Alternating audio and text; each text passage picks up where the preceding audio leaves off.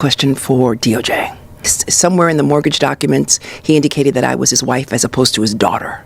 But the deed, in fact, says I am his daughter. There's a house in Virginia that I purchased that I was a co-signer with for my niece. At the bottom of the power of attorney, it indicated that I was a resident of Virginia, in caps, all caps. This didn't start with the Trump administration. It started with an individual. The capitulation to President Trump is pretty disappointing. Not to be cowed by the federal government. 10th Amendment. So the form of government is that we cooperate with the federal government. Listen, a lot of this is performative politics. And I'm also very proud of the fact that the one institution that's standing up and fighting back and holding this administration accountable are the courts. House, or if they invite me to Mar-a-Lago. So I would go. I would go and I would talk to him about, listen, you're doing Penn Station. Congratulations. That's great. You've got to stand up for the trans community. You've got to stand up for those young people who are considering suicide at this point in time. Where was he? We don't get a lot of credit, but we're getting a lot of attention now because we are the coalition that is fighting back and kicking ass. Question for DOJ. They just announced it, and that was it. So I've not heard anything as of yet.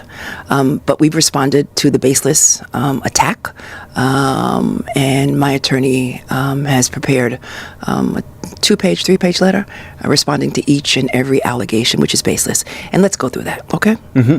So the first allegation is that the house in Queens that my father purchased almost 30 years ago, somewhere in the mortgage documents, he indicated that I was his wife as opposed to his daughter. But the deed, in fact, says I am his daughter. My father has since passed, and the house has since been sold. Period. Next. There's a house in Virginia that I purchased that I was a co-signer with for my niece. My niece's children, and I wanted to have her home. And so I co-signed the home. When I signed the power of attorney, I did it electronically. I wanted my niece to basically sign for me at the closing. At the bottom of the power of attorney, it indicated that I was a resident of Virginia. Prior to that, I had indicated to the mortgage broker in caps, all caps, I am not a resident of Virginia. You're Tish from Brooklyn. I'm Tish from Brooklyn, period. And in the mortgage documents, it indicates whether or not you plan on being a resident of Virginia, and I marked no, no, no. But of course, those were not publicly available. The only public document that's available is the power of attorney, which was not a basis for the mortgage. In all fairness, I've got to be fair. This didn't start with the Trump administration. It started with an individual who apparently was either he or he knew someone who was the subject of a case that we brought in New York. And he claims that a relative of his or a friend of his committed suicide. And therefore, he was seeking revenge against me. He uncovered these documents, which were innocent, no intention to defraud anyone, and submitted them to the Trump administration. And they, in fact, weaponized the federal government, DOJ, and decided to, and are basically arguing and have announced that there's a criminal investigation. Part of it is, again, this retribution campaign, and it's as a result of, one, the civil case where we secured a $454 million judgment and interest is accruing, which is on appeal in the First Department in New York, and two, because we've been very, very active standing up and defending our democracy. The capitulation to President Trump is pretty disappointing. It's upsetting that individuals decided to bend the knee to Donald Trump at all, particularly at a time when he is seeking to reorganize government, consolidate power, and in terms of the rule of law, just, dismiss it or challenge it. And we're at the brink of a constitutional crisis. And it should be alarming to everyone who cares about liberty and freedom and our democracy and the rule of law. And these are powerful interests. Earlier, you talked about marginalized individuals who are the victims of the weaponization of the federal government. It's not just marginalized individuals. It's powerful interest in this country. Powerful interest in this country. And individuals need to understand that, particularly as attorneys, we have an obligation and a duty and a mission to zealously advocate on behalf of our clients, and not to give in and not to be cowed by the federal government. Individuals expect us to stand up and fight back with zeal. Yeah. And it's unfortunate that they just decided to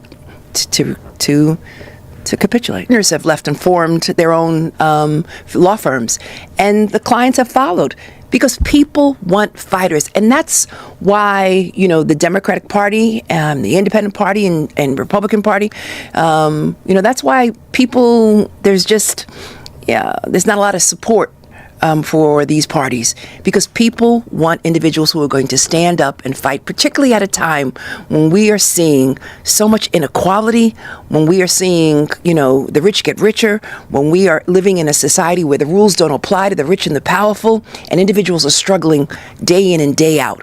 We need individuals who recognize that we're all in this together, regardless of your political affiliation, that you should have a fighter on your side, particularly when your rights are being violated or individuals are trespassing on your free speech, your free association, etc. A couple of days ago, they issued a list of quote unquote sanctuary jurisdictions. Mm-hmm.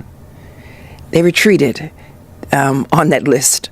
They pulled back on that list because there were so many mistakes on that list, and so many counties and cities and municipalities said, "Hey, we don't have a sanctuary law in place," and so that law doesn't exist anymore. But basically, what that law said was that individuals who basically violate federal law, in their minds, individuals who don't cooperate with the Trump administration, we are going to penalize you financially.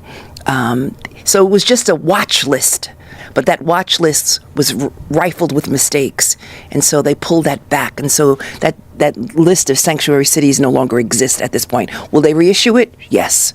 Will they do better research and do additional findings to determine what cities, municipalities, jurisdictions, states, etc. have sanctuary laws? Yes. But at this point in time, they pulled back the list. And they're basically saying, they're using a cudgel to say, if you don't follow President Trump's agenda, we're going to withhold you funds, federal funds, it's going to impact capital projects. It's going to impact human services. It's going to impact the health care. It's going to impact universities and colleges. It's going to impact research. It's going to impact Meals on Wheels, Medicaid, Social Security, you name it. And federal agencies, are having a difficult time at this point in time fulfilling their mission. In fact, let me just give you an example. Social Security. They've decimated Social Security, the agencies. So many employees have left. They've given them buyouts. They fired them. And now seniors are calling our office. All of the Democratic attorneys general that I work with have indicated to me, and others have indicated to me, as part of our coalition, that individuals are having a difficult time reaching someone, a live person, in a Social Security office. And that's a major problem when individuals have issues related to Social Security and or want to apply for Social Security. We are compiling the list. We have yet to take action, but we are trying to resolve them through our, constituent affairs offices. But it's a problem when you have seniors call your office who rely upon Social Security on a day-to-day basis, and who unfortunately cannot get a live person at their respective agency. 10th Amendment. So we are. The form of government is that we cooperate with the federal government, but we're a sovereign state, mm-hmm. a sovereign state with our own rules and regulations. And we cooperate with the federal government, but you cannot hold us hostage. And so it exceeds your authority as the federal government. You've abused your authority as the federal government, and you have violated the 10th Amendment of the United States Constitution with respect to our sovereignty. And there's certain laws that only apply to the state, and there's certain laws that only apply to the federal government. But the federal government is not all-encompassing. And so you cannot hold New York State or any other state hostage simply because we refuse to cooperate with the federal government in terms of immigration, etc. Listen, a lot of this is performative politics, right? Yeah. A lot of this is for headlines. A lot of this is an attempt to basically intimidate individuals, a chilling effect on elected officials who have some steel in their backbone. Yeah. That's what this is. But my message to elected officials and to others, to those law firms, to universities, to individuals who get out on the street each and every day, is to stand up and fight back. And I want you to say that we are winning. And we are winning because as a result of ICE and FBI engaging in these arrests of children, college students, innocent individuals who are going about their lives each and every day, and they're arresting them they're engaging in immigration enforcement. So many people have pushed back. In upstate New York, they pushed back. There was a family working on a farm, 3 children and a mother, they were arrested on a dairy farm. This community in upstate New York, which is a red district, where Tom Honan lives, by the way, they protested. A red district decided to protest against Mr. Honan and ICE. I mean, they all came out, this small community. And as a result, this family was released.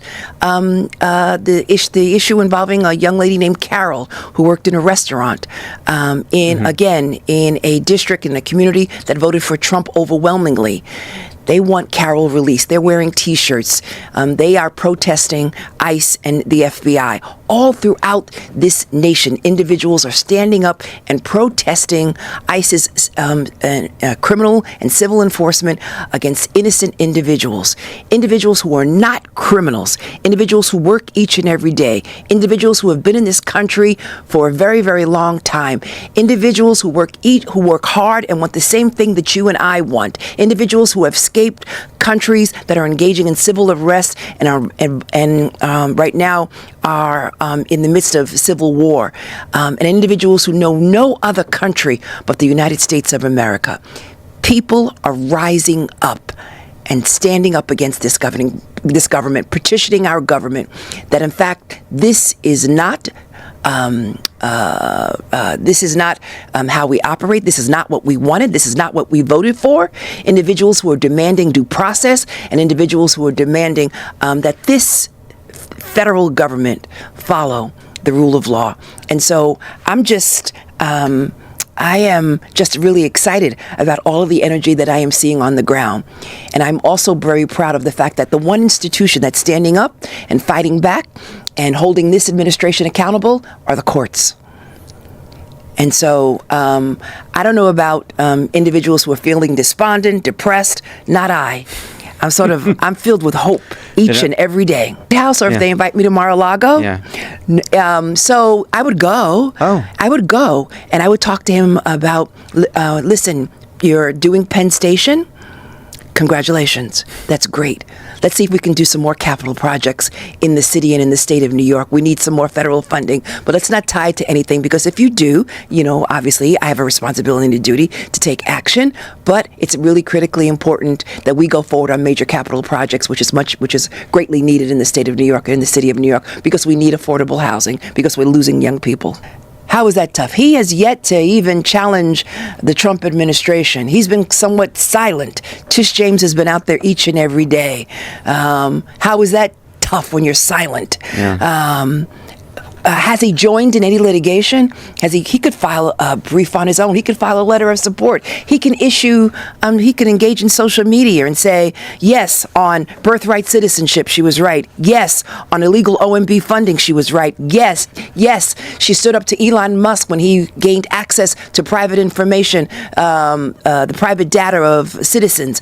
He could have said something like, yes, the illegal National Institute of Health funding. Yes, when she filed a lawsuit regarding the probationary federal employees who were terminated, that was a great lawsuit. He could have said a statement of that. How about he could have protected teachers when they came under an executive order where the president of these United States wanted to prevent grants? What about preserving the Department of Education and protecting disabled children in the Department of Education, or protecting civil rights in the Department of Education? Where was he? He was silent. What about defending, restoring vital HHS funding?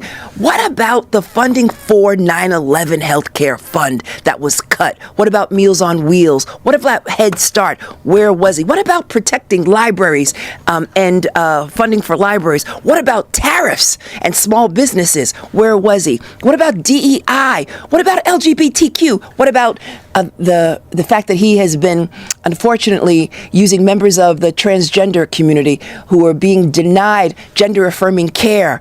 When we sent a letter to hospitals to say, please, you've got to continue gender-affirming care. You've got to stand up for the trans community. You've got to stand up for those young people who are considering suicide at this point in time. Where was he?